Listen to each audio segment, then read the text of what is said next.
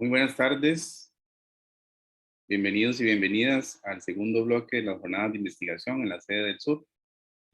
Recordarles que este es un espacio académico, por lo tanto solicitamos respeto para todas las personas que están participando a través de las diferentes plataformas que se habilitaron para esta actividad.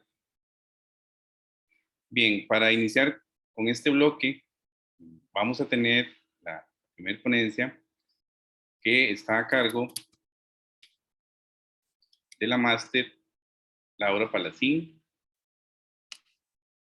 y que nos hará la presentación, la ponencia titulada Monitoreo de peces, óseos y cartilaginosos en el Golfo Dulce y área marina del Parque Nacional Corcovado mediante uso de tecnología Stereo Prox. Mencionarles que la máster Laura Palacín trabaja en la organización OSA Conservación OSA, y nos viene a presentar esta interesante ponencia. Adelante, Laura. Bueno, primero de todo, muchas gracias a todos por asistir y a la Universidad de Costa Rica por organizar esta jornada que nos permiten compartir nuestro trabajo. Aquí, para compartir la pantalla. Bien, ¿me confirma que se ve todo bien? Sí, se ve bien, Laura. Vale, gracias. Bueno, pues como ha dicho el compañero, mi nombre es Laura Palacín, trabajo para la asociación OSA Conservación, para el programa marino. Ahora mismo nuestro programa de monitoreo de peces óseos y cartilaginosos se encuentra en la área del Golfo Dulce y el área marina del Parque Nacional Corcovado. Y esta tarde os voy a hablar sobre el uso de la tecnología Stereo Prox. Bueno, actualmente la mayor parte de las poblaciones de rayas, tiburones y grandes peces óseos pelágicos se encuentran en declive. Esto es mayoritariamente a que son muy sensibles a los cambios en su ambiente y factores como la sobrepesca, la destrucción de su hábitat, el cambio climático y la contaminación está llevando a sus poblaciones hacia unos estados críticos.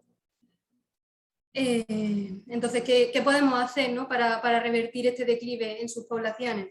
Bien, una de las primeras medidas para poder conservar estos organismos es la identificación de hábitats críticos para el desarrollo de su ciclo de vida, es decir, áreas críticos para su alimentación, para la reproducción o zonas de crianza.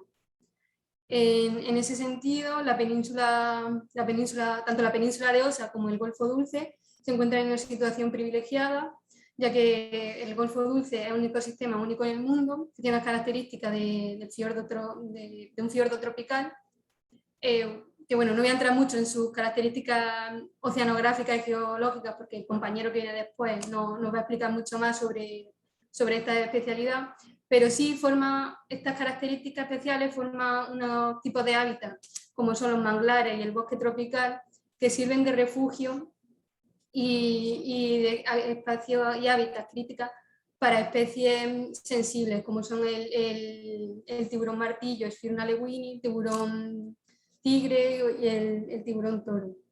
Debido a esta importancia ecológica, este área se declaró como un área marina de pesca responsable, donde la actividad de pesca industrial, de pesca con palangre, con trasmayo, de arrastre, está totalmente prohibida. También otra de las características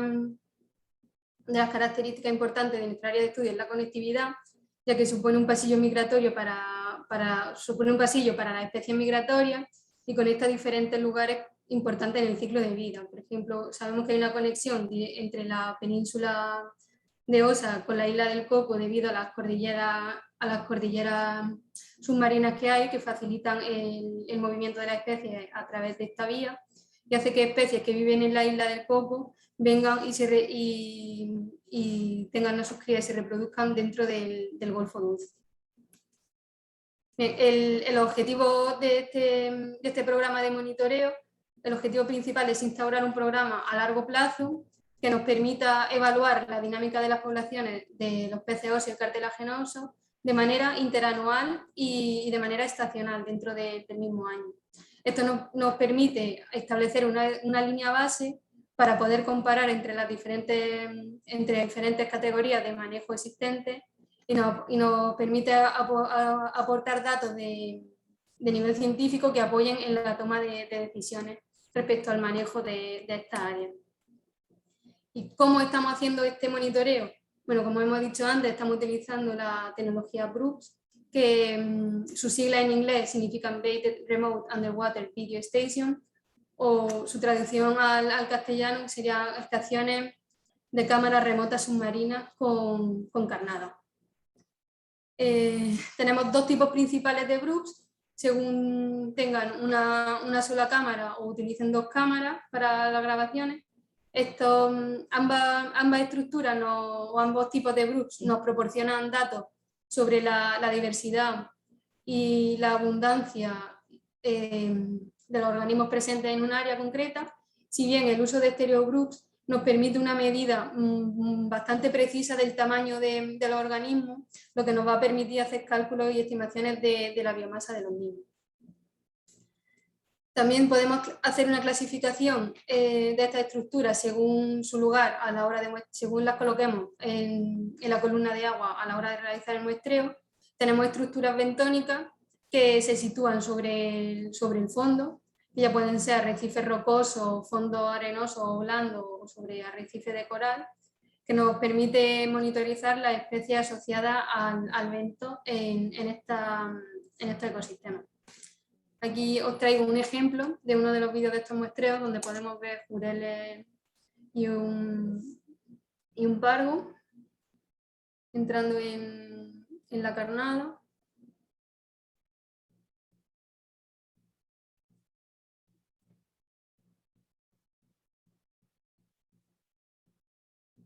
Y también otro vídeo donde podemos ver diferentes especies de peces que están bastante asociadas al bento.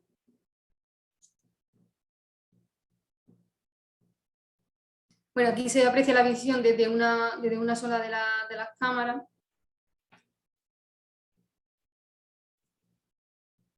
Y bien, la estructura que estábamos mostrando antes era la estructura pelágica, o sea, bentónica, y también utilizamos estructuras pelágicas. Estas estructuras se sitúan flotando en la columna de agua, buscando siempre una profundidad media entre el fondo y la superficie. Con esta estructura, nuestra especie objetivo son especies de agua abierta y estamos aproximadamente en una profundidad media de unos 20 metros, porque a mayor profundidad la luz es poca y no se obtienen vídeos con la calidad suficiente. Aquí tenemos un ejemplo, como son de unos peces gallo en una de las estaciones de muestreo que se acercan con la carnada y demás.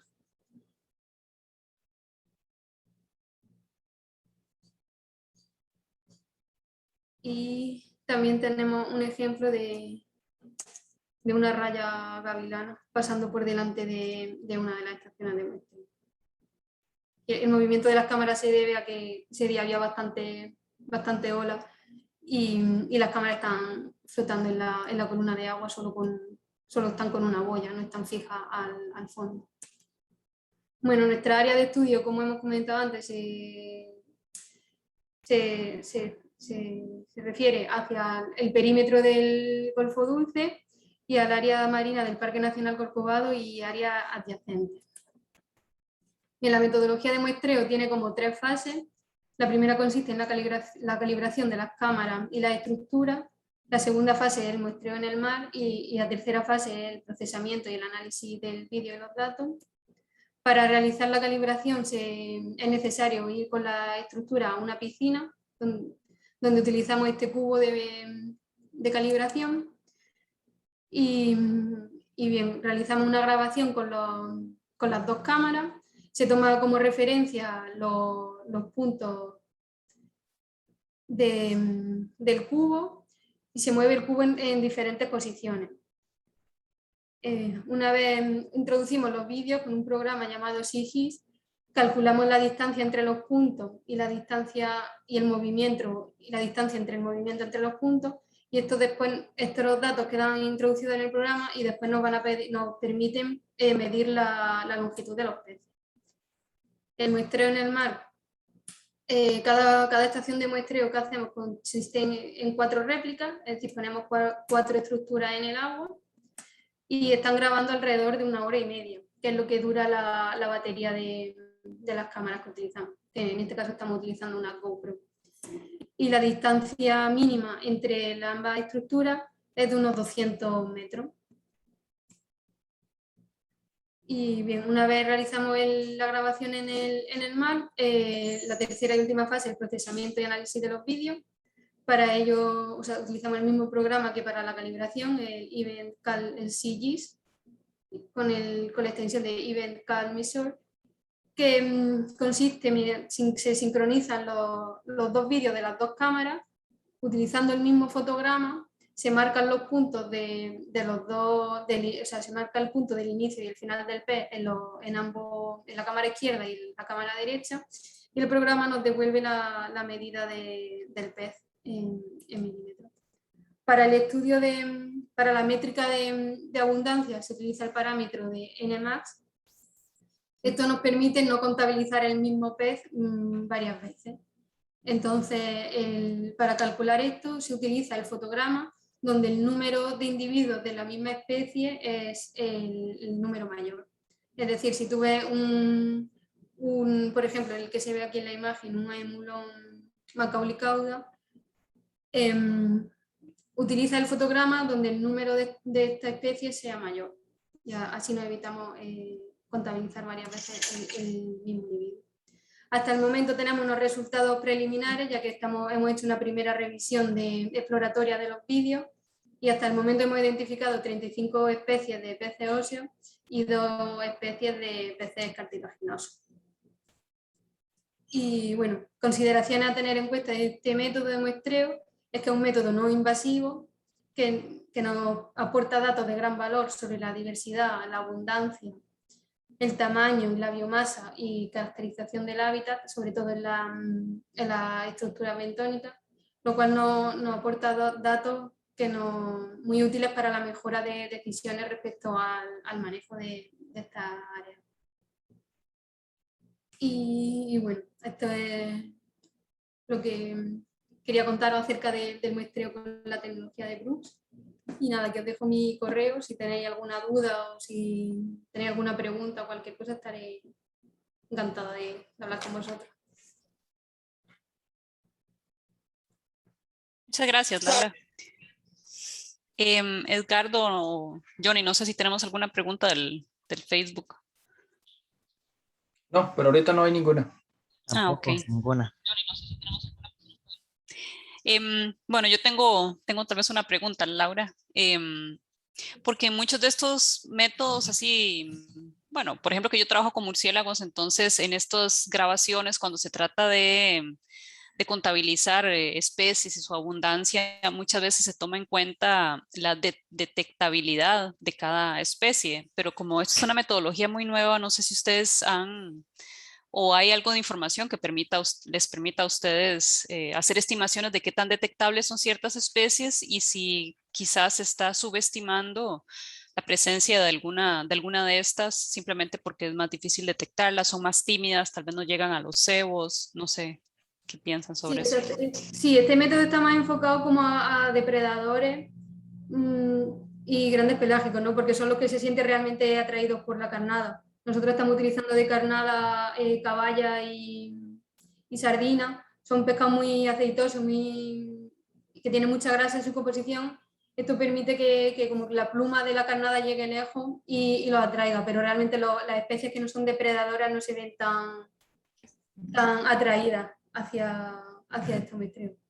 Es un muestreo que complementa muy bien con los censos visuales subacuáticos, porque allí los peces que no son carnívoros o no son depredadores se asustan mucho de los buceadores y con esta metodología complementamos la información que se obtiene con censo. Ya, ok. Muchas gracias. Nada. Bueno, creo que aún nos queda tiempo, no sé, Alexander, ¿cómo? Sí, de hecho, yo quería consultarle, porque vos dijiste que las baterías de las cámaras duran 1 hora y media, ¿es así? Correcto. Entonces, digamos, ustedes tienen que estar constantemente sacando o cambiando estas baterías. Sea, sí, estas estructuras no se quedan, no son como las cámaras trampa a lo mejor que podemos encontrar en el bosque, que se quedan allí y están grabando durante meses. Porque, por ejemplo, esas cámaras solo se activan cuando pasa un animal. Estas cámaras están la hora y media entera realizando grabación. Entonces, cada estación de muestra nosotros vamos, grabamos una hora y media y recogemos las cámaras.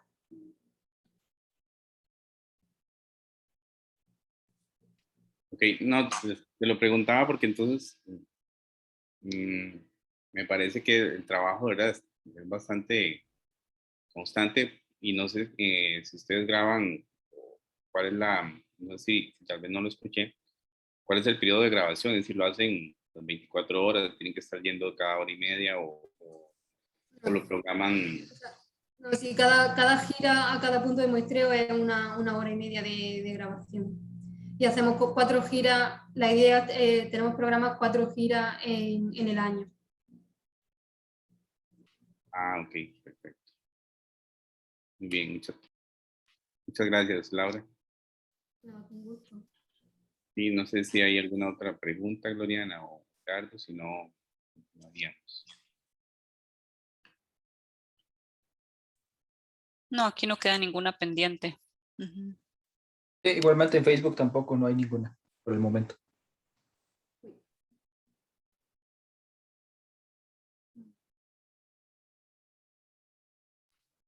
Perfecto, entonces,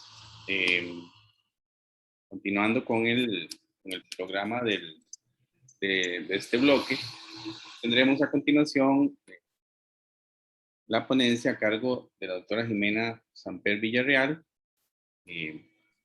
con la ponencia titulada Estudiando el trébol marino, Halófila bailoni en Golfo Dulce y más allá. Adelante, Jimena, con tu ponencia y agradecerte participar de la jornada. No, gracias por permitirme compartir con ustedes en este espacio y a los que nos están siguiendo en las distintas plataformas. Voy a compartir la pantalla.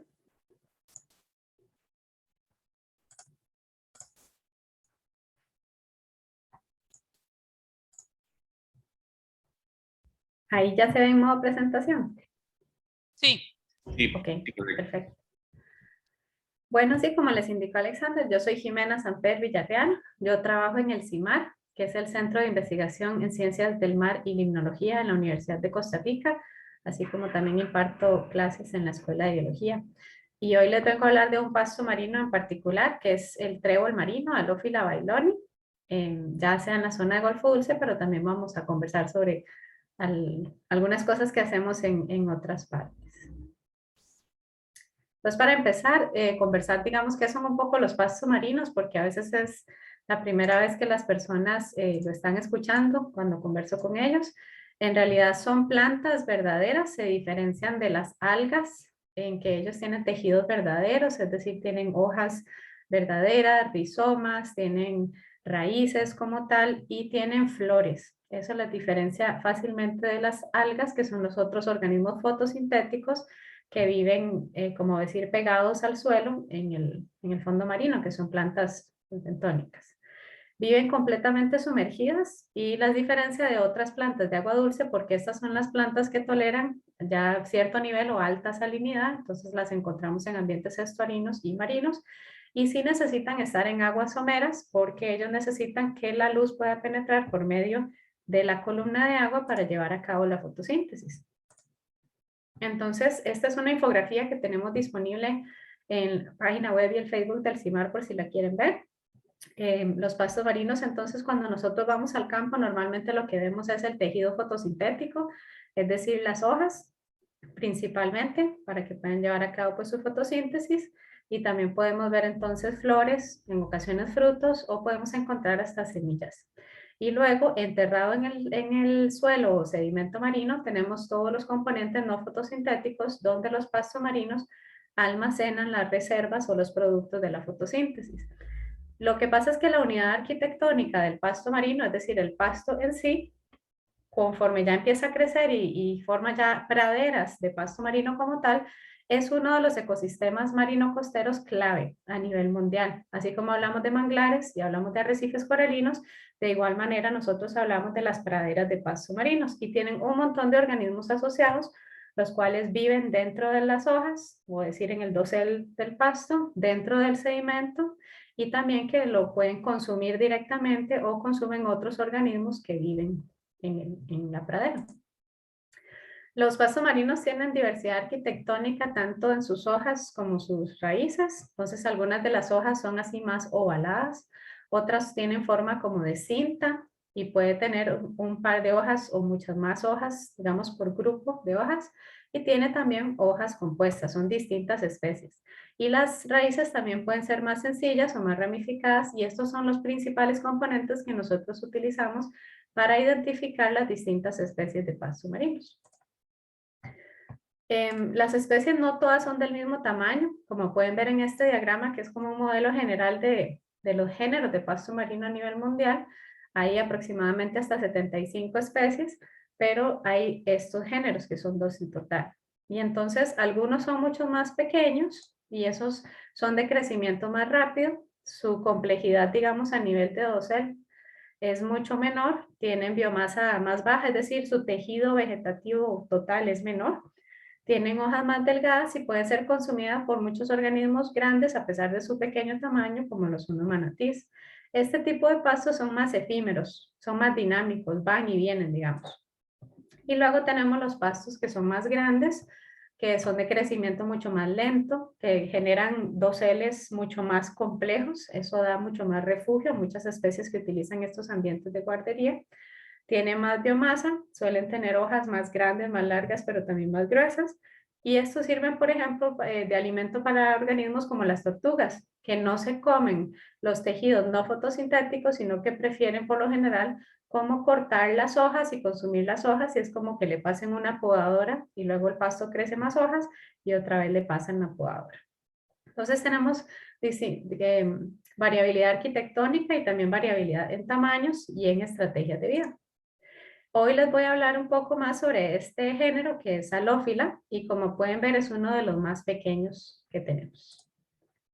En cuanto a herbívoros, normalmente cuando pensamos en herbívoros de pasto marino pensamos en esos mega herbívoros más carismáticos como las tortugas, los manatís o ciertos peces muy de colores llamativos como los peces loro, pero hay muchísimos otros herbívoros de pasto marino también un poco menos conocidos, como decir, obviamente peces más pequeños, pero también erizos, cangrejos y muchísimo invertebrado muy pequeñito, que en ocasiones pueden ser muchos en su cantidad, entonces realmente afectan o decir, hay mucha herbivoría, pero de organismos muy, muy pequeñitos. Entonces toda esa gama de diverso herbívoro que puede consumir el pasto marino es importante tenerla en cuenta. En otros países en realidad también los consumen aves y se les ha encontrado que también hasta tiburones los consumen. Este es un ejemplo de una pradera en Belice dominada por Halófila, que es este pasto que es del género muy pequeñito, y esta es consumida por los manatís. En nuestro país nosotros tenemos pastos marinos en las 2 costas, tenemos un total de 7 especies con algunas consideraciones taxonómicas que siempre hay que tener en cuenta, pero en la costa caribe están principalmente localizados en la zona del Caribe Sur, están protegidos por las crestas arrecifales y se encuentran en las lagunas donde el agua es mucho más tranquila. En el Pacífico nosotros los encontramos desde el Pacífico Norte hasta el Pacífico Sur en distintos sitios y tenemos un par de sitios donde han desaparecido los pastos marinos. Estas son las especies que tenemos. Alodule bodeti existe solo en el Pacífico que haya sido reportada a la fecha. En el Caribe, normalmente la gente que va a snorkelear al Caribe, los que encuentra son estos, Thalassa testudinum, que es la especie más grande que tenemos en el país, y Syringodium filiforme, que es como de un verde más llamativo, como un verde neón, digamos, y las hojas son así tubulares, digamos, como un espagueti. Y Halófila decipiens, que es mucho más pequeña y tiene estas 2 hojitas ovaladas. Esta se diferencia de la especie de la que hablamos, que es Halófila bailoni, que se encuentra en ambas costas, y es porque esta tiene entre 4 o 5 hojitas por cada tallito. Entonces eso diferencia a estas dos especies de halófila, pero las dos tienen las hojas acintadas. Y luego tenemos rupia marítima y Alodule ricti también en el Pacífico. Entonces, como pueden ver, las especies más grandes que tenemos en nuestro país en realidad se encuentran en el Caribe y en el Pacífico son las especies más pequeñas. Entonces, así digamos, podemos, cuando estamos snorkeleando, esto es una foto acá de, bueno, allá de Golfo Dulce, porque yo estoy ubicada en otro sitio, pero así se ve una pradera, por ejemplo, mixta de Alodule y de halófila. Esta es una pradera bastante densa en realidad, con bastante cobertura de pasto. Sin embargo, en ocasiones también es menos denso, donde vemos un poquito menos de pasto. Aquí donde están los círculos, todas esas son haces o como decir conjuntos de hojas de esta especie de Alófila bailoni que les estoy presentando hoy. En Golfo Dulce en realidad existen principalmente 3 especies de estos 2 géneros, Alófila y Alodule. Y gracias a un trabajo que hicimos con la Vicerrectoría de Acción Social, ya hace un par de años en talleres con las comunidades, nosotros los primeros avistamientos que tenemos reportados por medio de la comunidad en Golfo Dulce datan de al menos 1969. Sin embargo, información a nivel científico de pastos marinos en Golfo Dulce la encontramos a partir del 2005. Ya se han hecho varias tesis en Golfo Dulce sobre los pastos marinos y tenemos un programa de monitoreo continuo en Playa Colibrí, que lo hacemos en conjunto con la organización LAST de Latin American Sea Turtles. Entonces nosotros colaboramos ya que pues obviamente el vínculo de la dinámica trófica entre lo que son las tortugas y los pastos marinos es muy importante entenderlo, ya que se ha encontrado pasto marino de contenido estomacal en algunas tortugas en Golfo Dulce. Esto es lo que llamamos nosotros isótopos estables. Ya digamos, este es de carbono y este es de nitrógeno, y cuando lo ponemos así nos ayuda un poco a entender quién podría estar comiéndose qué cosa. Y en este caso, estudios anteriores que hemos hecho nos indican que los manglares tienen una señal muy diferente a los pastos marinos, que son estos que están acá, y entonces eso nos permite hacer nosotros estudios a nivel, utilizando estos isótopos, quién podría estarse comiendo los pastos marinos, y es algo que estamos trabajando actualmente para una especie de pez también. Entonces nosotros en las hojas de los pastos allá, este también es Alófila bailoni, aquí lo ven, por eso le decimos el pasto trébol, porque tiene esas hojitas así. Le vemos a veces esa como evidencia de herbivoría como de mordiscos, digamos, de peces. A veces se les ve como rayitas de donde se los comen algunos y otros invertebrados o algunos invertebrados. Y obviamente también los herbívoros pueden consumir todo el haz o el conjunto de hojas. Entonces el pasto trébol, que es este que ya se los he presentado varias veces, aquí lo pueden comparar con una moneda de 50. En realidad es un pasto bastante pequeño, las hojitas pueden ser de 1 centímetro o menos.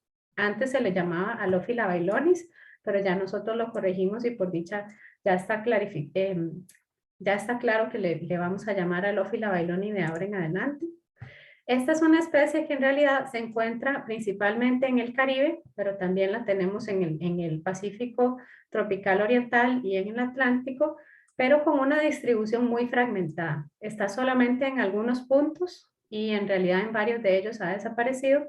Entonces está clasificado como una especie vulnerable en la lista roja de la UICN. Entonces es muy importante tener información sobre cómo es que esta especie se está, digamos, dispersando o moviéndose de un sitio a otro y cuáles son sus dinámicas de crecimiento, de reproducción, entre muchas otras cosas. Entonces nosotros tenemos un proyecto que busca entender precisamente eso, los mecanismos de dispersión, en particular porque como nosotros lo tenemos en el Pacífico, podemos comparar con otros sitios. Entonces esta especie se puede reproducir de manera vegetativa o asexualmente si un fragmento es como que se rompe por alguna razón y entonces llega a otro sitio apto y empieza a crecer, y entonces eso es un clon, digamos, del otro pasto. Es como decir, sacarle un hijito y sembrarlo, y eso entonces genera una pradera, pero genera una pradera de baja variabilidad genética. Otra opción es por medio de la reproducción sexual o producción de flores, frutos y semillas que son dispersadas por distintos mecanismos, entonces eso va a generar una pradera que tenga mayor variabilidad genética. Entonces nosotros lo que hemos hecho es muestrear en distintos sitios a lo largo del Pacífico nuestro, las praderas. Hacemos muestreos específicos en 3 transectos con distanciamiento mínimo de 2 metros y muchas otras consideraciones para estudio genético, pero buscamos principalmente en los conjuntos de pasto marino, buscamos las flores, a ver si están o no reproductivas sexualmente, y en los sedimentos o en el suelo buscamos semillas. Esta especie puede formar bancos de semillas, entonces si uno llega y no hay pasto marino, no significa que luego no puede haber, porque puede ser que ahí haya un montón de semillas enterradas y en las condiciones correctas, entonces sale el pasto. Entonces nosotros buscamos que haya variabilidad genética en el pasto en sí, la frecuencia de floración y la densidad de semillas. Y eso es un trabajo que estamos haciendo en colaboración con especialistas en genética de pastos marinos a nivel mundial de la Universidad de Adelaide en Australia. Y también estamos colaborando con colegas de la UNAM con muestras en Belice y con colegas también que están haciendo muestreos en Brasil para ver la variabilidad genética entre los distintos sitios. Obviamente hemos tenido problemas con el coronavirus y tenemos problemas también a nivel de clima a lo largo de estos últimos años que hemos estado trabajando esto, que nos ha impedido colectar en todos los sitios que quisiéramos. Y queríamos también colectar en el Caribe, sin embargo, no hemos encontrado la especie, solo hemos encontrado la otra especie, Alophila decipiens. Ok, entonces, esta es como se ven las flores de Alophila bailonia, así se ve en el campo. Estas son las hojitas ovaladas y nosotros buscamos las flores así en los haces y son realmente muy pequeñas. Ven que esto es una escala de medio centímetro.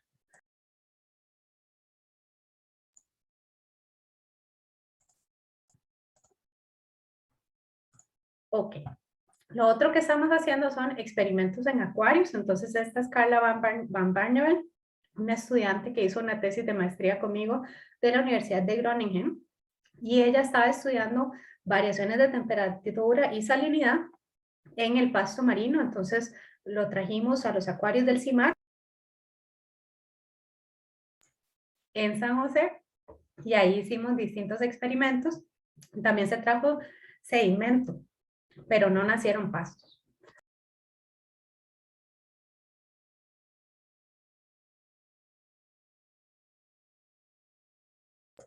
Disculpe.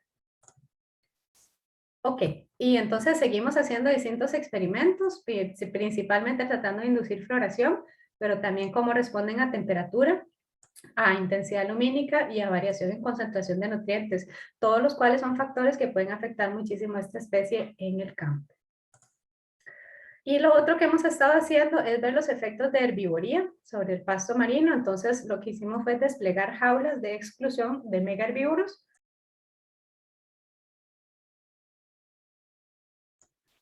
Esto se hizo por un periodo de 3 meses. Recientemente estamos procesando todavía las muestras. Entonces durante el despliegue, pues obviamente había que estar limpiando las jaulas todo el tiempo. Esto se hizo en colaboración con una colega nuestra también que se llama Magali Marión. Y ella lo que se midió también fue la cobertura de los pastos y la altura del dosel, qué tan alto estaba el pasto durante el despliegue en los controles y en las jaulas. Aquí ustedes pueden ver, aquí este es un control que está marcado con las varillas y con su debido identificador, y esto es una jaula que lo que hace es que no permite que los herbívoros de mayor tamaño a esa apertura de la jaula puedan entonces comer el pasto marino adentro. Y adentro de la jaula vemos mucho en el campo que se esconden algunos animalitos, incluidos unos caballitos de mar. Y entonces al final del periodo de despliegue, entonces se colectó biomasa con, como decir, núcleos o muestras, digamos, del pasto marino en sí para ver cómo está el tejido, la cantidad de grupitos de hojas que hay o densidad de haces, el área foliar, y también estamos viendo el sedimento, en particular qué tan fino o qué tan grueso es el sedimento y cuánto carbono guarda, porque los pastos marinos son un ambiente de carbono azul, son un ambiente que secuestra o atrapa el carbono por periodos de tiempo muy largo y eso ayuda en la mitigación del cambio climático. Y obviamente durante el tiempo de despliegue nosotros estuvimos monitoreando la temperatura en el sitio, la transparencia del agua, la salinidad y las concentraciones de los nutrientes en el agua. Todo eso para poder entonces un poco entender, digamos, los resultados que tengamos, y yo espero poder compartirlos con ustedes pronto. Esto es una lámina de identificación de pastos marinos que nosotros hicimos ya hace varios años. Se las menciono porque está disponible de gratis en nuestras redes sociales, pero también en la página web del CIMAR. Es de libre uso, todos pueden utilizarla como gusten en procesos de capacitación. Ya sabemos de varios que por dicha lo han estado haciendo para llevar al campo por si quieren identificar pastos marinos cuando vayan a snorkelear. Eso está libremente accesible en formato PDF. Y lo otro es que tenemos múltiples infografías también que hemos desarrollado con las especies del Caribe, del Pacífico, amenazas, la importancia de los pastos marinos, cómo los diferenciamos de las algas, qué es una pradera y cuáles son los beneficios que nos brindan, por ejemplo. Y también hay un video que habla un poco de la temática. Entonces, según la audiencia con la que quieran trabajar, tienen ya por dicha distintos recursos, y estos son todos pastos marinos de Costa Rica. Todo el material está en español y es de libre uso. Y con eso, pues agradecer a todas las distintas personas que han trabajado en todos estos proyectos, estudiantes, voluntarios, colegas, de todo tipo, las organizaciones que están trabajando con nosotros, y dejarles mi correo electrónico, mi contacto, por si tienen alguna duda o alguna cosa que quieran conversar. Gracias. Muchas gracias, Jimena. Qué interesante los pastos. Tenemos una pregunta de Alexander aquí en el Zoom. ¿Cómo afectan el cambio climático y la sedimentación a las poblaciones de estos pastos? Por otro lado, esta afectación podría tener efecto significativo en las poblaciones de herbívoros en los cuales estos sean el principal alimento.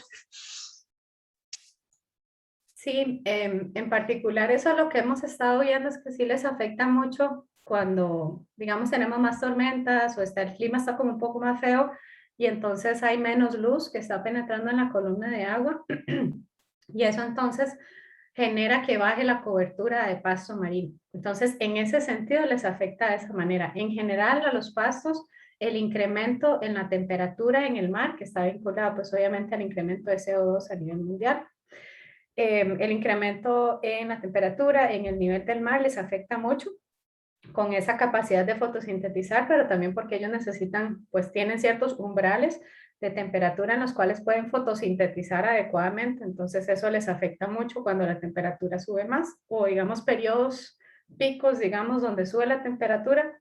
Así como podemos pensar que cuando hay blanqueamiento de los arrecifes, porque la temperatura sube mucho y se blanquean, los pastos marinos también, cuando sube mucho la temperatura y se mantiene, eso les afecta mucho. Lo que sí no les afecta tanto es la acidificación del océano, que sí afecta a muchos organismos, pues corales y quinodermos y muchos otros organismos que requieren un pH particular. Los pastos marinos tienen la capacidad de que cuando el CO2 está más abundante, es decir, está más ácido el ambiente, ellos usan más eso para ellos fotosintetizar, y de hecho pueden actuar como un amortiguador o buffer para la acidificación para organismos que estén asociados como los corales. Entonces tiene pues sus pros y sus contras, digamos, en ese sentido. Y sí, obviamente hay un vínculo muy directo y siempre tendrá que mantenerse en distintos niveles de equilibrio entre el pasto marino como productor primario y los organismos que los consuman y aquellos en toda la red trófica. Entonces, sí, cualquier cosa que afecte el pasto afecta a todos estos organismos. Y vale decir que muchos de esos organismos, pues algunos están en peligro de extinción, pero otros nosotros los consumimos también. Y esto es un ambiente guardería para muchísimos organismos que también consumimos. Entonces, hay un vínculo entre nosotros los seres humanos con los pastos marinos, que es importante o como visualizar un poquito más o concientizar un poquito más. Bueno, muchas gracias, Jimena. No sé si queda alguna pendiente, alguna pregunta de Facebook. Si no, le daría la palabra a Alexander. Ok, en Facebook no hay ninguna pregunta. Ok, listo, Alexander, entonces.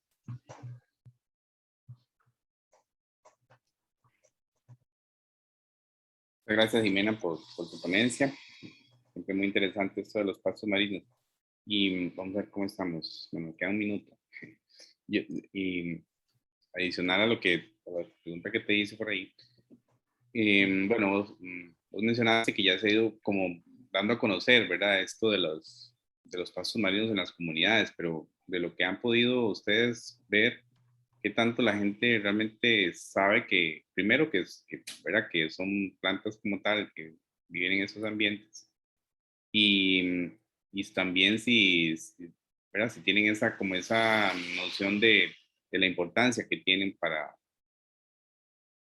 otros organismos. Sí, nosotros hicimos talleres todo el Pacífico y el Caribe, como le digo, parte de un proyecto de acción social ya hace un par de años, y en realidad las comunidades sí los identifican muy bien, hasta cuando les mostramos las distintas especies, ellos saben exactamente cuáles son, y ellos, o sea, muy fácilmente ellos identifican qué es. En algunas ocasiones lo que pasa es que se confunden con las algas. Algunas algas, en particular las caulerpas, se parecen un poco. Entonces, a la hora de nosotros llevar a cabo esos procesos de concientización, ya entonces les explicamos cómo las pueden diferenciar. En particular es eso, que los pastos marinos tienen ese sistema debajo del sustrato, digamos, del sedimento, entonces tienen esos rizomas y tienen raíces y son más duros también cuando uno los toca que las algas. Pero las comunidades en realidad sí los tienen muy presentes y es algo muy cotidiano para ellos. De hecho, nosotros aprendimos muchísimo de las comunidades, impartimos lo que nosotros sabíamos, pero aprendimos muchísimo de ellos y nos permitió encontrar pastos marinos en un montón de sitios donde antes no los habíamos visto, porque las mismas comunidades son las que conocen más esos sitios y ellos tienen una familiaridad que en realidad es bastante como común para ellos verlos.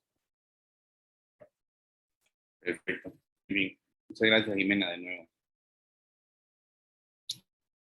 Y bien, para cerrar este segundo bloque, las jornadas de investigación, la sede del sur, tenemos a continuación la participación de los doctores Eddie Gómez y Álvaro Morales del CIMAR, investigadores del Centro de Investigaciones en Ciencias Marinas y Tecnología, y nos van a presentar la ponencia titulada Un ecosistema tropical similar a un fiordo en la costa del Pacífico de Costa Rica, descripción general de la investigación en el Golfo Dulce.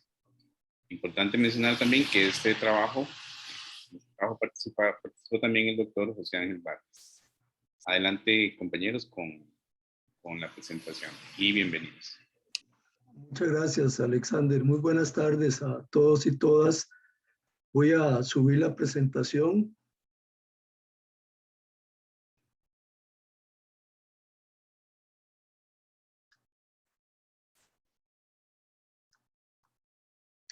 Muchas gracias a la sede del sur por abrirnos este espacio y compartir con el público y con la comunidad científica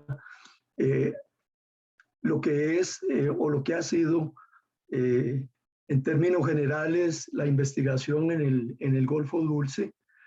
Este trabajo se basa mucho en un review que acabamos de publicar el doctor Eddie Gómez, el doctor José Antonio Vargas y mi persona, precisamente sobre el desarrollo de las investigaciones por parte del Centro de Investigación en Ciencias del Mar y Limnología, pero también de la comunidad científica nacional e internacional, dadas las particularidades tan llamativas desde el punto de vista oceanográfico que tiene el Golfo Dulce. Como ustedes saben, Costa Rica es un país de mar, tiene una gran superficie marina, juntando la superficie en el Océano Pacífico y en el Mar Caribe, tenemos un 92% de agua, 11 veces más superficie en los océanos que en la parte continental, y alberga el 3,5% de la diversidad marina mundial. Esto a lo largo de casi 40, 45 años de investigaciones marinas que hemos desarrollado en el país. En Costa Rica hemos tratado de hacer un manejo de nuestras áreas costeras y nuestros cuerpos de agua que mantienen actividades productivas y que hemos categorizado dentro de las áreas marinas de uso múltiple, una categorización que se ha venido estudiando y sobre la cual se ha venido trabajando en el Caribe Norte, en el Caribe Sur, en el Pacífico Norte, en el Golfo de Nicoya y particularmente en el Pacífico Sur, Golfo Dulce, que como ustedes ven ahí, pues tienen arrecifes coralinos, pastos marinos, manglares y otra muy importante para nosotros es la isla del Coco. El Golfo Dulce sobresale por su belleza escénica. A primera instancia tiene un valor enorme, un valor intangible, un valor de belleza que ha propiciado en el pasado la visita de cruceros oceanográficos, cruceros de placer más bien, dado que es impresionante cómo el bosque llega prácticamente a las orillas del mar, la tranquilidad de sus aguas, pero sobre todo cuando hacemos un zoom en la vida del Golfo Dulce, pues nos damos cuenta de una gran riqueza que alberga este cuerpo de agua y de procesos oceanográficos que, como ya lo va a describir el doctor Gómez, son particulares y particulares en todo el mundo. Por eso el interés de la comunidad científica internacional de venir al Golfo Dulce a hacer investigaciones. Básicamente, la revisión que hemos hecho parte del crucero oceanográfico que realizamos desde la década de los 90 con el barco alemán Victor Jensen y que nos permitió iniciar investigaciones de manera sistemática en el Golfo Dulce y que a lo largo de estos años pues se ha centrado básicamente en 4 grandes áreas, como son los trabajos en microbiología, los estudios en los parámetros del agua, parámetros físico-químicos y biológicos, la investigación en cetáceos, en vertebrados en general, en cetáceos, en peces y los estudios en plancton marino, especialmente en zooplancton. Hay 123 estudios que fueron consultados y de acá pues hemos también adicionado para el Golfo Dulce estudios de grado y posgrado, estudios de licenciatura. Aquí habría que agregar lo que le oía a Jimena, todavía algunas tesis en el área de los pastos marinos, tesis de posgrado, tesis de doctorado, básicamente resaltando la estructura de los arrecifes coralinos, la recuperación poco a poco que se ha ido dando de las comunidades coralinas, la caracterización ictiológica, estudios en bentos, en pastos marinos, manglares, en el zooplancton, en la gestión de los recursos pesqueros, tiburones, tiburón ballena,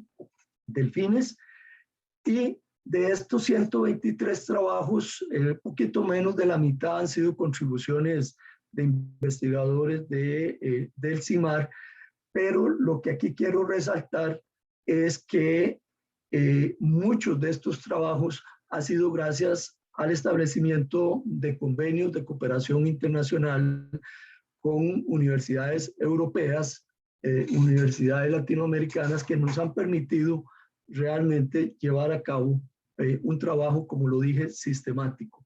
El Golfo Dulce es muy particular, ya el doctor Gómez hablará un poquito más en detalle, pero básicamente consta de una gran fosa de 205 metros de profundidad y un umbral acá de unos 60 metros que da características oceanográficas muy particulares, pues el agua en el Golfo es un agua con poco intercambio con aguas oceánicas, lo que hace que sea un sistema realmente frágil y un sistema con una dinámica muy particular. Yo quiero resaltar básicamente la gran riqueza biológica del Golfo Dulce.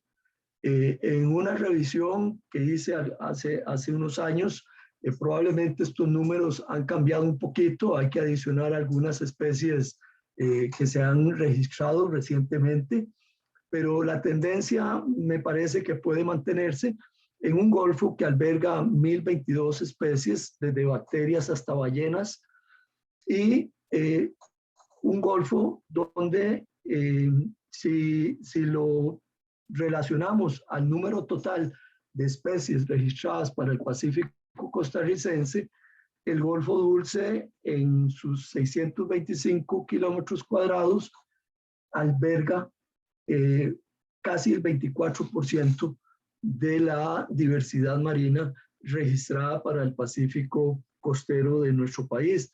Entonces, esto para mí refleja el gran patrimonio natural y la necesidad de, bajo esquemas de gestión integrada, cuidar el Golfo como un todo, pero tratando de aprovechar sus servicios ecosistémicos y tratando de integrar a las comunidades que han vivido del Golfo por muchos años a estos procesos de desarrollo sostenible, aprovechando esta riqueza que representa el Golfo.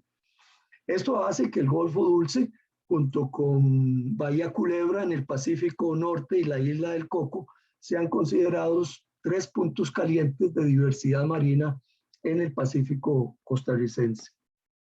En un trabajo que realizamos hace algunos años, llegamos a la conclusión de que el Golfo Dulce es un ambiente único en todo el Pacífico tropical del este, y aunque muestra condiciones ambientales saludables en algunos indicadores, hay una amenaza constante a través de una serie de actividades humanas, ¿verdad?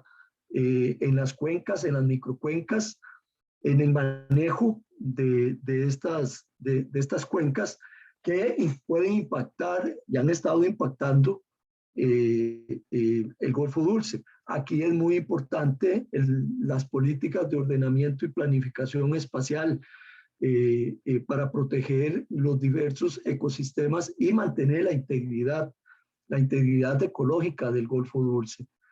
En el review publicado recientemente, nosotros resaltamos, ¿verdad?, algunas condiciones químicas del Golfo, ¿verdad?, bajas concentraciones de oxígeno después de los 50 metros de profundidad, ya lo extenderá don Eddie más adelante, la alta diversidad, que ya lo conocemos, la necesidad de continuar estudios multidisciplinarios orientados a obtener información sobre algunos parámetros oceanográficos, la productividad primaria, la tipificación o la caracterización, y continuar con el registro de especies planctónicas, demersales, bentónicas, y estudiar más profundamente la dinámica de la oceanografía física, de las corrientes, del movimiento de las masas de agua, ojalá en momentos donde tengamos fenómenos como el Niño. Ya hay algunos estudios que también realizamos en el pasado en esa dirección, pero sobre todo necesitamos actualizar un modelo trófico que se publicó hace 25 años. Este modelo necesitamos actualizarlo para poder tener mejor información y poder tener mejores políticas de manejo de los recursos que alberga el Golfo Dulce. Y la otra gran conclusión es que todavía el Golfo es de mucho interés para la comunidad internacional. Entonces debemos de abrir grandes posibilidades, debemos de mantener las posibilidades de cooperación internacional y seguir aportando al conocimiento del Golfo Dulce. Y aquí es muy importante lo que la sede del sur pueda también involucrarse en estudios junto con nosotros, con el CIMAR, y que podamos ir abriendo, porque la gran ventaja que tiene la sede del sur es que tiene el Golfo Dulce ahí a la par. Entonces le voy a dar la palabra a don Eddie Gómez para que continúe con la ponencia. Muchas gracias, buenas tardes. De nuevo, gracias por la invitación. Listo, entonces, como les contó, me parece unos pocos minutos, básicamente esta es un poco cómo se vería un corte longitudinal del Golfo Dulce, ¿verdad? Si nosotros nos ubicamos en la figura de arriba a la izquierda, esto es un punto, ¿verdad?, que hemos trazado a las afueras del Golfo Dulce, y luego este punto verde es un punto que hemos trazado en la parte interna, exactamente ahí. Y si nos imaginamos entonces ese transecto desde la parte más externa hacia la parte interna, lo que vemos es justamente lo que está arriba a la derecha. Es decir, nosotros vemos ¿verdad? Venimos desde una profundidad elevada, que es el Océano Pacífico, y conforme entramos hacia el Golfo nos encontramos ese talud, que es eso que está representado ahí, que es por donde son esas flechitas de derecha a izquierda. Es una constricción natural que se encuentra allí, en la entrada del Golfo Dulce, que hace que la profundidad disminuya hasta unos 60 metros. Y luego, conforme vamos ingresando de nuevo, pasamos ese talud, caemos abruptamente hasta los 205 metros, más o menos, que es la profundidad máxima del Golfo Dulce. Y eso hace que, como también muchas veces me han preguntado, que por qué en la parte interna no hay playas, y es justo por eso. Eso es un corte abrupto que hay a lo largo de toda la costa y que hace justamente que la presa pendiente sea sumamente pronunciada. Recuerden que el Golfo Dulce, esa forma o esa fosa que tiene en la parte interna, proviene de tectonismo, es una depresión tectónica. Y la imagen de abajo es solamente para ejemplificar cómo se vería un transecto en la parte más profunda, digamos, cómo se vería el transecto en la parte más profunda con un equipo de ecosonda. Cómo se vería esa fosa o ese hueco, digámoslo así, de 200 metros. Muchas veces nos preguntan a nosotros que qué tan especial es el Golfo Dulce y realmente y qué tan único es, y justamente sí lo es, realmente es un sitio único en el mundo. Existen muy pocos lugares a nivel mundial en zonas tropicales como la fosa de Cariaco en Venezuela, la bahía de Santa Mónica en California, que ya ni siquiera diría yo que es una zona tropical, y luego la bahía de la isla de Darwin en Galápagos. Tienen características oceanográficas similares, pero no exactamente iguales. Entonces, eso los hace, cuando ustedes pregunten también qué tan especial el Golfo Dulce, les dicen que realmente es único en términos oceanográficos a nivel mundial. Ok.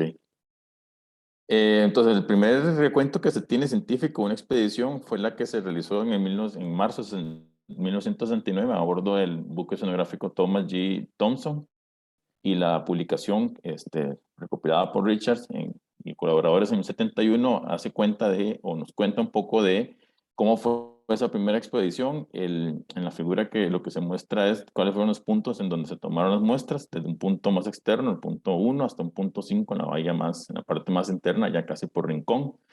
Y estos investigadores, hicieron una descripción bastante buena, digamos, de las condiciones oceanográficas, químicas y físicas con perfiles verticales a lo largo de la bahía o de todo el Golfo Dulce. Y una de las cosas que quiero resaltar acá es que cuando ellos hicieron el recuento de los nutrientes y de las variables físico-químicas, echaron ver o se dieron cuenta que dicen ahí, bueno, es que lo usual para las aguas profundas, como dijimos antes, ¿verdad? Lo usual para las aguas profundas es que se acumule el amonio, ¿verdad? Es que haya una acumulación de amonio. Entonces dijeron, no hemos encontrado acumulación de amonio en las aguas profundas. Debe ser que hay algún proceso oxidativo en el cual está involucrado el amonio y que no hace que sea en ausencia de oxígeno, porque ellos también corroboraron lo que ya algunos habían estipulado por el Golfo Dulce, era que la profundidad a la que se encuentran esas aguas y por la existencia de este talud evita que se mezclen con las aguas del Océano Pacífico, y por tanto no hay un suficiente ingreso de oxígeno y por eso es lo que decía don Álvaro, de que se agota fácilmente el oxígeno a cierta profundidad. Ok. Siguiente. Entonces, luego un artículo posterior de investigadores, de otros investigadores, publicado en 1988, corroboraron esas condiciones de estratificación vertical y ellos indican en su trabajo que en efecto hay una haloclina, es decir, un gradiente en la salinidad bastante abrupto a partir de cierta profundidad y también una tremoclina, es decir, un gradiente bastante abrupto en cierta profundidad de la temperatura. Y eso justamente hace que las aguas profundas de Golfo Dulce, esas de casi 200 metros, y las aguas más superficiales, por encima de los 50 o 60 metros, justamente no se mezclan, o se mezclan muy poco, con muy pocas ocasiones. Además de eso, ellos lo que indican en su trabajo es que el proceso de desnitrificación, que se ejemplifica a través de la ecuación 1 ahí, en el cual el nitrato se convierte hasta nitrógeno, que es una molécula gaseosa y se pierde a la atmósfera, es un proceso muy importante en esas aguas y además el proceso del paso de nitrato a amonio. Entonces ellos dicen, bueno, hay dos procesos muy importantes ahí que tienen que ver justamente con la descomposición de la materia orgánica, que son esos dos que ellos ejemplifican ahí. Okay. Siguiente. Ya a través de las colaboraciones con el Víctor Jensen, que mencionó don Álvaro, se pudo constatar también eso mismo que ya han dicho otros investigadores, ¿verdad? Que justamente hay una estratificación vertical, pero yo quiero remarcar acá, o señalar acá, perdón, una de las cuestiones importantes que se encontraron en esos trabajos del Víctor Jensen, y era que a partir de cierta profundidad había una acumulación de nitrito. Entonces son esos circulitos rojos que le marco ahí, ese es el ion nitrito y esa pancita que está ahí por los 150 metros en vertical, eso justamente es un aumento en la concentración de nitrito, que no es usual igualmente para aguas profundas. Entonces ellos en los trabajos, y en este trabajo también de don José con Rocío Córdoba, perdón, de Rocío Córdoba con don José, y también hicieron hincapié en eso. Algo está pasando con esos nutrientes en el fondo porque ven que el nitrito se está acumulando y tampoco es usual para esas aguas. Siguiente. A través de esas colaboraciones también de Víctor Jensen, se hicieron este tipo de planteamientos desde el punto de vista químico, ¿verdad? Dijeron, bueno, es cierto, se estaban utilizando ciertas especies como aceptores de electrones, es decir, para oxidar la materia orgánica se están usando otras especies que no son oxígeno, puesto que el oxígeno no está presente en las aguas más profundas, y muy probablemente sea el sulfato también, dijeron, salió como resultado de estas investigaciones.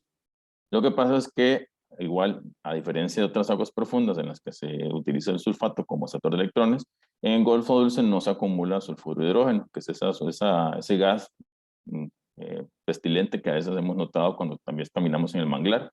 Lo usual es que se debería acumular y en el Golfo Dulce tampoco ocurre. Y una de las hipótesis que se maneja es que la presencia de sedimentos, bueno, turbiditas, con alto contenido en hierro, mitigan de alguna manera la formación de ese gas, sino que lo que hacemos bien es atraparlo a través de compuestos químicos cerca del fondo. Ok. Y bueno, después llegamos justamente a este gran hito, que es el descubrimiento de la existencia de la reacción Anamox en el Golfo Dulce. Entonces, ¿qué pasaba? Ya habían dicho algunos investigadores que no había amonio, ¿verdad? Que es aquí a la izquierda, el primero de esa reacción. Y dijeron, bueno, algo pasa, no hay amonio. Y después en otra investigación posterior, otros colaboradores dijeron, bueno, pero además hay mucho nitrito. Y se sabe que se está perdiendo el nitrógeno a la atmósfera, pero ¿a través de cuál reacción? Si no es a través de las reacciones que se conocen. Entonces se planteó la existencia de esta reacción. La reacción del Anamox es justamente esta, en la cual el amonio se oxida usando el nitrito y forma directamente nitrógeno que se pierde de la atmósfera.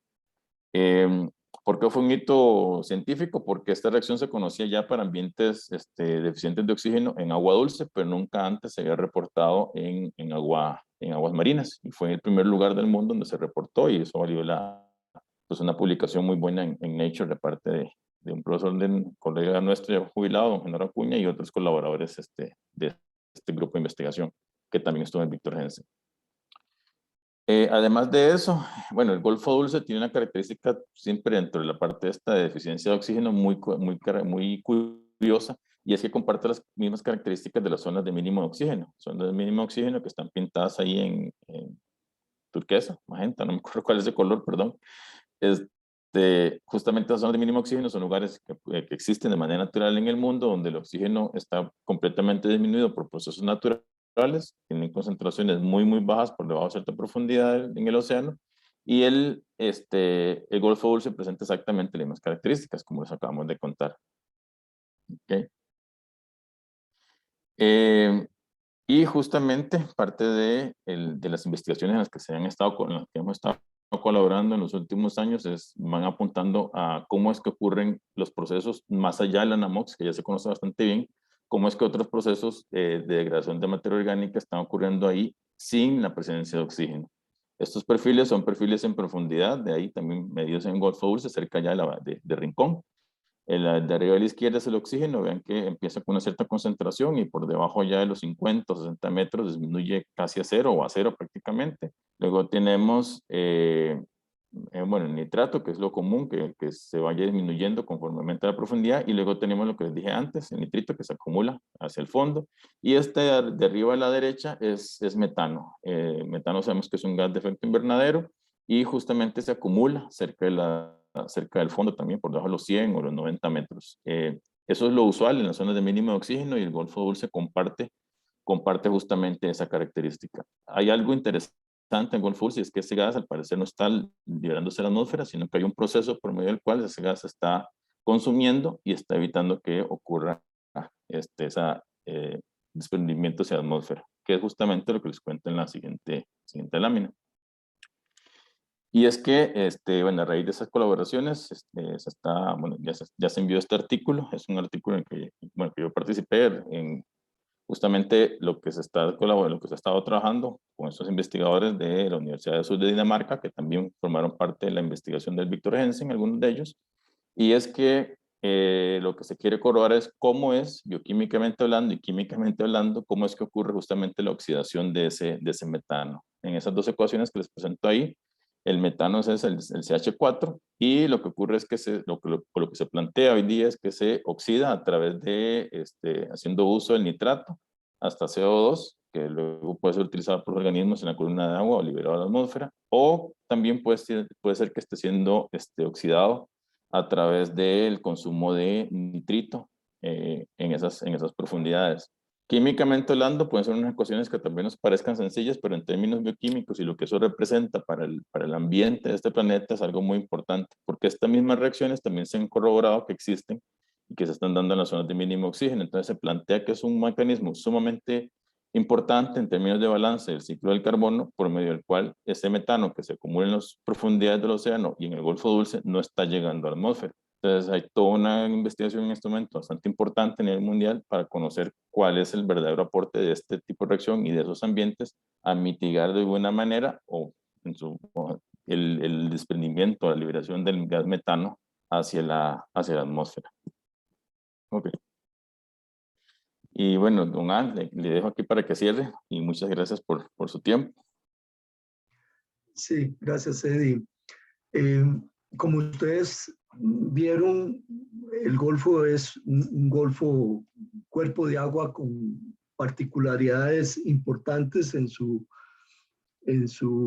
química.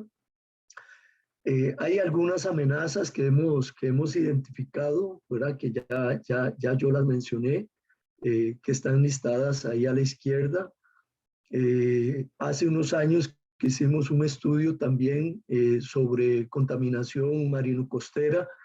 La contaminación orgánica en Bahía Golfito era sumamente alta, y bueno, todo el Golfo y toda la costa pacífica nuestra y todo el país y todo Centroamérica, pues estamos también expuestos y somos vulnerables al cambio climático, ¿verdad? Es una amenaza global, y pues la idea es que nosotros podamos hacer un manejo desde el concepto de la gestión integrada, monitoreando los ecosistemas, aportando conocimiento para políticas de restauración, haciendo evaluaciones de los servicios ecológicos, ¿verdad? Y cómo el impacto de los daños ambientales, cómo se puede tomar eso en relación al Producto Interno Bruto. Esas son estimaciones que se hacen dentro de la valoración económica de los recursos naturales. Tengo entendido también que hay un interés nuestro por cumplir con las metas de la Agenda 2030 en el tema de conservación y desarrollo de áreas marinas protegidas, y que al 2030 los países que nos comprometimos con la agenda lleguemos a establecer al menos el 30% de nuestras aguas en alguna categoría de protección marina, y ahí es donde pues Costa Rica puede aportar mucho. Necesitamos capacitar, tener más recurso humano preparado en el tema de la oceanografía, en el tema de la biología marina. Y algo que es importante, Costa Rica tiene y trabajó en décadas pasadas en su Programa Nacional de Educación Marina. Se está retomando esta iniciativa para en algún momento implementarla como parte de la política nacional de educación para el desarrollo sostenible, en concordancia con los objetivos de desarrollo sostenible, precisamente la Agenda 2030. Y aquí también, como último punto, y ya lo mencioné, desarrollar de manera integral entre diversas unidades académicas y unidades de investigación de la universidad y con la cooperación internacional, investigaciones en el Golfo Dulce bajo programas de investigación que nos permitan incluso también a la par de esos programas de investigación apoyar el desarrollo de nuevas carreras en la sede del sur, ¿verdad? Que tengan que ver con la gestión integrada, que tengan que ver con el manejo, con el ordenamiento, la planificación espacial marina, y por qué no también pensar en algunas estrategias con universidades que están muy cerca de la sede del sur, como es la universidad, algunas universidades panameñas, la Universidad de Chiriquí, que en el pasado, hace una década, hicimos un taller transfronterizo para evaluar la condición de nuestras pesquerías en el Pacífico Sur. Y creo que eso fue una bonita iniciativa y podría ser también algo que pueda valorarse de nuevo. Muchas gracias, y si hay alguna pregunta, pues con mucho gusto.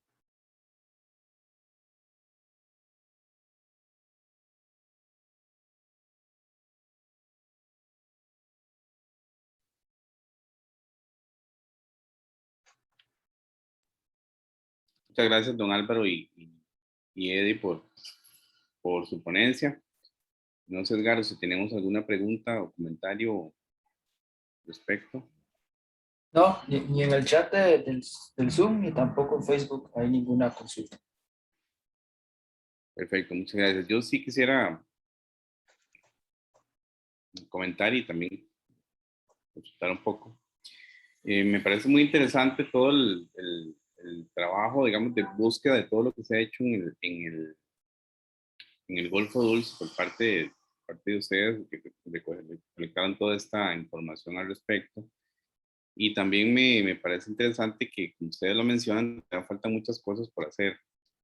Entonces, bueno, aparte nuestra mencionar que nosotros estamos trabajando en esa propuesta de carrera, ahí seguimos todavía en el proceso, ¿verdad? Y por supuesto consideramos al CIMAR como un aliado importante en este proceso, porque sabemos que el trabajo que han realizado desde ahí.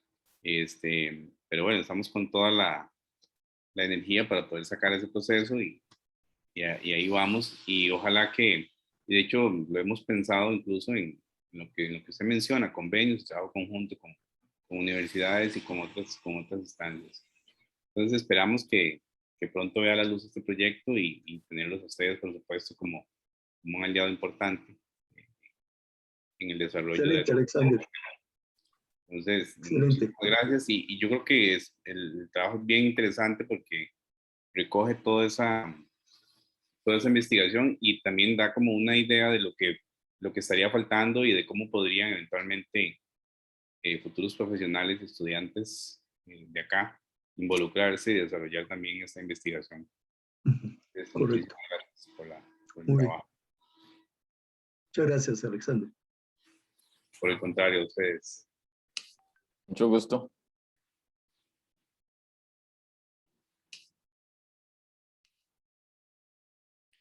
Perfecto, entonces de esta manera estaríamos concluyendo el segundo bloque de las jornadas, de las 10ª jornadas de investigación. Agradecerles a todos los que han participado, tanto los ponentes como las personas que siguieron la transmisión, tanto en el Facebook como a través de la plataforma Zoom. Recordarles que la grabación, bueno, todos los bloques se están grabando y van a ser colgados también en el YouTube de la sede, por si quieren accederlos y volver a repasar las ponencias. Entonces, los invitamos para continuar la investigación con el bloque 3 y 4, donde esperamos contar también con la presencia de ustedes para escuchar lo que nos tienen que contar los ponentes que estarán presentes el día de mañana. Entonces, cerramos este bloque y de nuevo reiterarles nuestro agradecimiento. Gracias, Alexander. Buenas tardes. Gracias, buenas tardes.